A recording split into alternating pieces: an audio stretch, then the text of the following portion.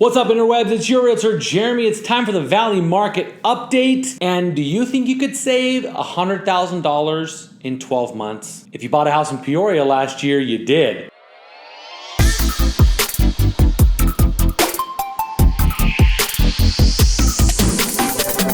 All right, this week we're taking a look at Peoria and Glendale, our favorite West Valley cities, mostly because somehow I work there a lot. I live in the Southeast Valley, so it's about 60 miles over to Peoria and Glendale, and somehow I still have 3 deals every year, 4 deals every year come out of there. I had 2 listings this year, helped one buyer out there. Let's take a look at Peoria and Glendale. Here's the graph for Peoria, active listings increasing, sold listings up a touch, and new listings down a bit. If you've watched any of the other videos, you know this is kind of expected. We're not surprised at these trends. We'll probably continue to see our new listings dip down even more. And I think it's mostly because of school starting, people in full swing of school, holidays coming up. People don't really want to make a lot of those changes. However, if you're looking to make those changes, like if you're wanting to be in a house by Christmas or something like that, definitely reach out to me. You're running into some short time windows to be able to accomplish that. Average sale price, just cruising on up. Peoria's got about the smoothest graph that's heading up. It's not insane, it's not crazy, but it's strong.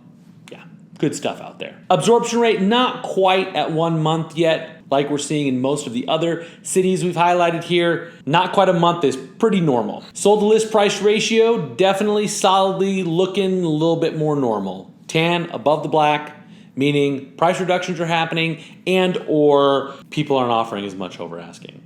Combination of those two things. Days on market, not as flat as some of the other areas we've looked at, but definitely increasing a little bit. But over the last 6-7 months, we've been between 20 and 30 days on the market, which again is ridiculously low, people. Like, we have such short-term memory. We think about the last 6 months and be like, this is what normal is. No, this isn't normal. This isn't normal at all. Average sale price, I mentioned the savings. $494,012 up from $394,190, a 25.32% change. $100,000 added to. Here's why I love homeownership. Homeownership, number one, is a built-in savings plan. I don't know anybody that can save $100,000 a year when you make $50,000, $60,000, $70,000 a year, which is really $70,000, $75,000 a year. I think most people would be able to get approved for a loan to buy a house last year, like $400,000. Not only is it a built-in kind of savings plan, but it is one of the ways that in America we're able to build financial legacy for our families. And that's huge. $100,000 in 1 year. That's a big deal. That's one of the reasons I love what I do. Spread of houses, most popular price band, $400 to $500 in Peoria. Now, if you pay any attention to MansionArizona.com or our luxury market reports over there on that other channel, you know that Peoria is one of the emerging luxury markets. That is very much seen in these numbers here. Last year, we only sold 3 houses over $1 million.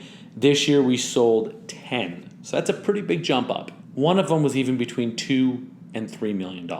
Chances are you're not subscribed to my channel. But if you like the content I'm sharing here, from the real estate and education type videos to the travel and outdoor adventure videos, do me a favor and click that subscribe button so you never miss a new video. And if you like this video, hit the thumbs up button and comment below where you're watching from. If you live in Peoria or Glendale, let me know what you love about those areas. And if you didn't like the video,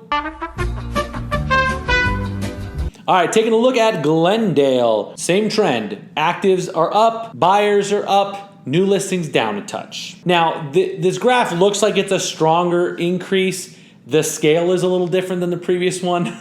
It's one of the things I don't love about the data points that I use is that the scale adjusts. This scale here adjusts.